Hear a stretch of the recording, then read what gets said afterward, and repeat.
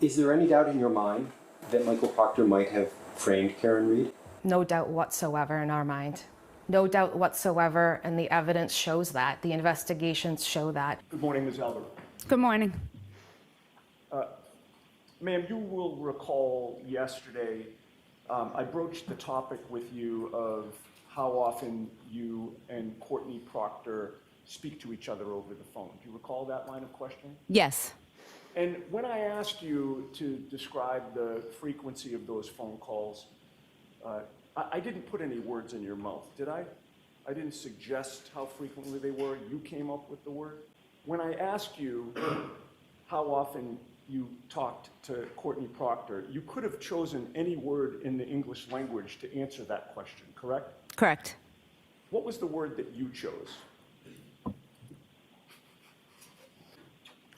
I don't remember. Rarely. Rarely. Yes. That was your word, correct? It could have been. I don't really recall. I don't recall. I don't remember.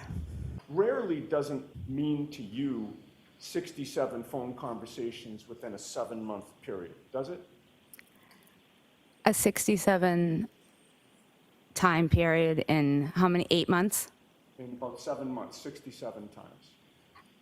It's not a lot. I wouldn't think it's a lot in 7 months. 3 times in one day? Is that rarely? No, but I'm not, that wasn't every day. I would, Regarding all of those 67 phone calls from February 1st until September 6th, do you maintain that during none of those calls, or any portion of those calls, did you and Courtney Proctor discuss the investigation into the death of John O'Keefe?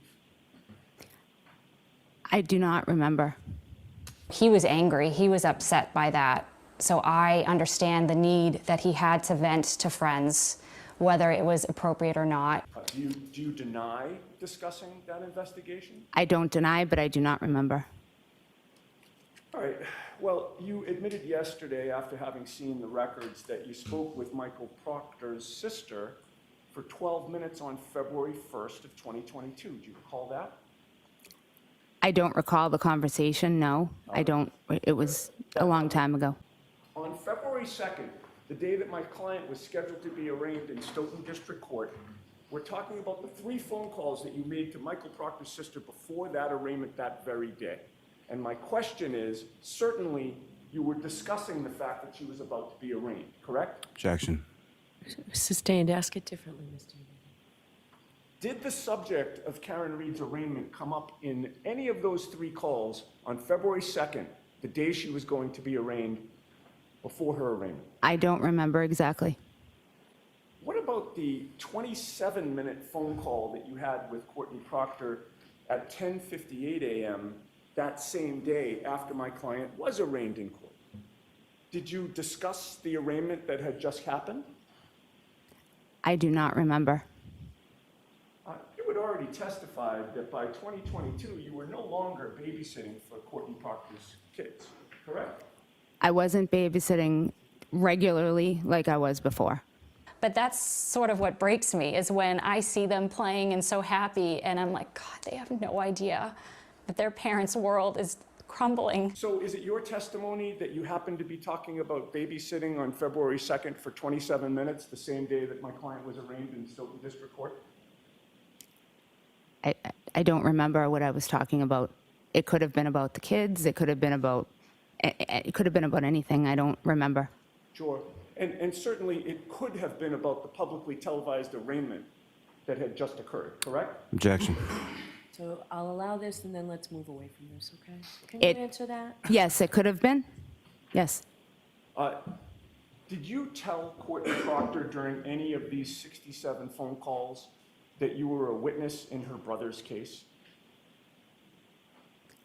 I don't remember. Okay. Ms. Albert, you were at the Waterfall on the night of January 28th, correct? Yes. And you also went to 34 Fairview on the morning of January 29th. Yes. Yet, as of the date of these phone calls that we've discussed so far, the February 1st and the February 2nd, multiple phone calls, Trooper Proctor still had not interviewed you, correct? Correct. You were finally interviewed by Trooper Proctor on February 10th, about 13 days after John O'Keefe was found dead on Brian Albert's lawn, correct? Correct. And you told Courtney Proctor that you were nervous to speak to her brother, Trooper Proctor, about this case. Do you remember that? I do not remember those exact words, no. All right. Were you worried that one of Trooper Proctor's colleagues might ask to speak to your son, Colin, about what had happened on the 28th and the 29th? Objection. Was I nervous they would ask my son? Yeah, were you nervous that one of the investigators in this case might approach your son to ask him about his whereabouts? No. You were interviewed at 5:30 p.m. on February 10th, correct? Correct. Where did that interview take place? At my home in Canton. Who was present for that interview? Me, my husband, Trooper Proctor, and Trooper Bukaki.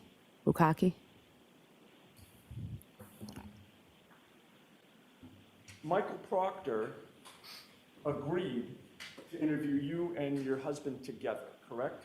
Objection. Sustained. You and your husband were interviewed together, correct? Correct. Did either of these troopers, including Michael Proctor, suggest that maybe the two of you should be separately interviewed? I don't recall. At 6:17 p.m. that same night, shortly after you had been interviewed, you called Michael Proctor's personal cell phone number, correct? I don't remember. His wife Elizabeth and his sister Courtney say they had no idea how much their lives and their families' lives would change. Do you recall that Trooper Proctor called you back that same day at 6:21 p.m. and that you spoke for about 4 minutes? Objection, Your Honor.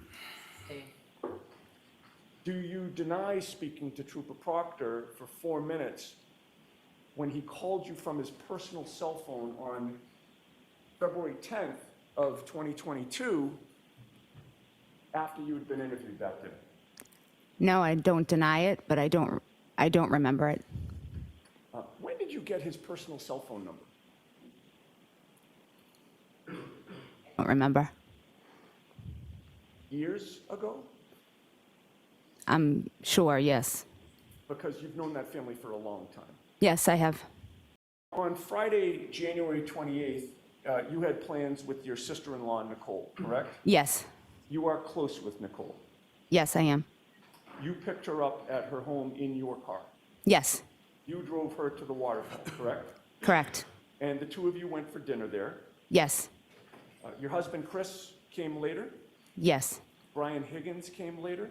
Yes. And you knew Brian Higgins, correct? Yes. Mr. Nady, I'm going to stop you for one Yes. second. All right, thank you, Mr. Nady. No, thank you, Ron. I believe you testified that you knew Brian Higgins at that time, correct? Yes. And how did you know him? He is a friend of my brother-in-law. And your brother-in-law would be Brian Albert, correct? Yes. And you had some contact with Karen while you were at the bar before you had to leave because of the migraine, correct? Correct. And she was just very bubbly that night, correct? Correct. That's just her personality as far as you could see, correct? As far as I knew, yes.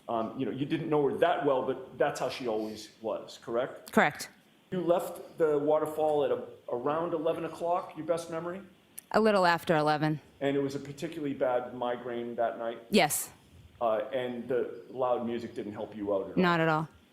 And you drove home? Yes. Now, when you got home, your son Colin was not there, correct? Correct. He was not out with you at the Waterfall. Correct. He was out that night, correct? Yes. And you knew that he stops by your sister-in-law Nicole's house quite a bit, correct? Yes. Colin did not come home at 11:30, correct?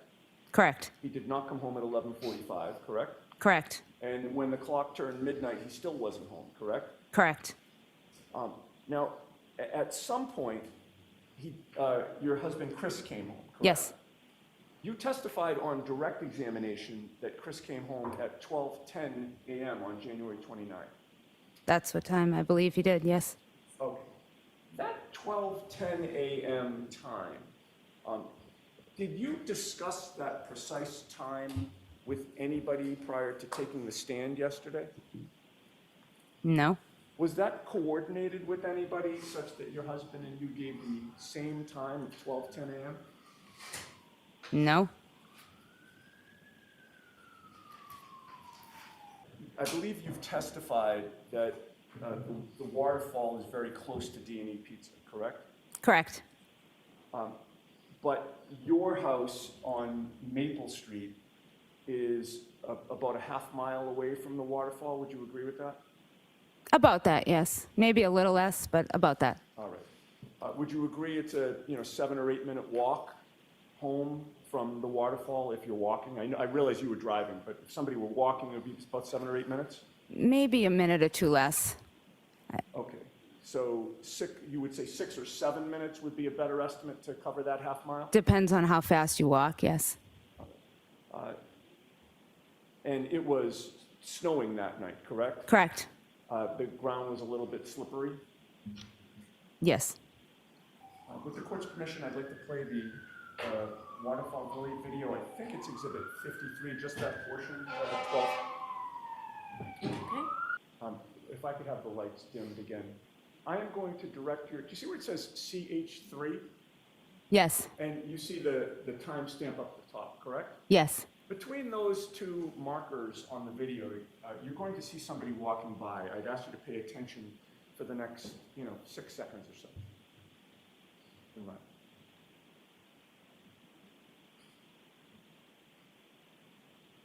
Stop. Do you recognize that person? Yes, I believe it's my husband. Okay. And if you can run that? Stop. Okay. Would you agree with me that your husband left the Waterfall at about 12:13 and 46 seconds? Well, yes, I mean, that's what it says on the screen. Okay. So it was closer to 2:14 than to 2:10. Would you agree with that? 12:14, you mean? Two? You know what? You're right. 12:14 than 12:10. Yes, that's what I'm seeing. Thank you. So if he's leaving at around 12:14, and by your testimony, it would have taken him he was walking home, you knew that, correct? Yes, Yeah, he didn't have a car that night. he did not. You had said it takes 6 or 7 minutes. Did you factor in the fact that of the weather that night for your estimate about a 6 or 7 minute walk? Objection. Can you answer that question? Is that what you said? Yes, I didn't factor in the, I don't know. All right, so your testimony would be you don't know if it would have taken him a little bit longer, or anybody. Anybody, everyone walks at a different pace. Right, but whatever pace they walk at, given what you saw of the weather that night, is it your testimony that maybe it would have taken a little bit longer than the estimate because It of the could weather? have. Okay. I But don't in know. any case, let's leave it at 6 or 7 minutes. That puts your husband coming home at around 12:20 or 12:21, correct? Correct. All right. Directing your attention to the next morning, you missed a phone call from your best friend, Jennifer McCabe, correct? Correct. And you believe that phone call, I think according to your memory, yesterday came in at 5:55 a.m., correct? Correct. That was the time that you gave Mr. Lally when he asked you the question on direct examination, correct? Correct. And you were able to recall that time nearly 2 years later, correct? Yes. But regarding the 67 phone calls between you and Courtney Proctor that happened after that, you're not able to recall any of those, correct? I just don't remember them. The 7 of you were discussing what had happened, correct? Yes. At some point, it was decided that Jennifer McCabe should contact Michael Lank of the Canton Police, correct? Objection. I'll let, if this witness knows independently. Can you repeat that once more, please? At some point, it was decided among the 7 of you that Jennifer McCabe should contact Michael Lank of the Canton Police Department. I don't remember who exactly Jennifer decided. Yeah, I don't remember exactly the discussion. You knew Michael Lank, correct? Yes, And at 8:53 a.m., you sent to Jennifer McCabe Michael Lank's personal cell phone number, correct? correct. And did you then see Jennifer McCabe delete that text message from you? Objection. I'll sustain that. You were contacted by the Massachusetts State Police this year about your phone, correct? Correct. They left you a voicemail on March 21st of 2024? The state police Yes? about my telephone? Well, they left you a voicemail on March 21st of 2024. You've had contact with the state police this year. Yes, And they left you a second voicemail on March 25 and then called you again on March 28. yes, You told them that you were sick and you would speak to them on April 1st, correct? correct. And then the state police called you on April 1st, but you did not pick up. Do you recall that? I do not. They called you again that same day and you didn't respond, correct? I don't recall. But you did learn that they had called your husband on April 1st looking for you, correct?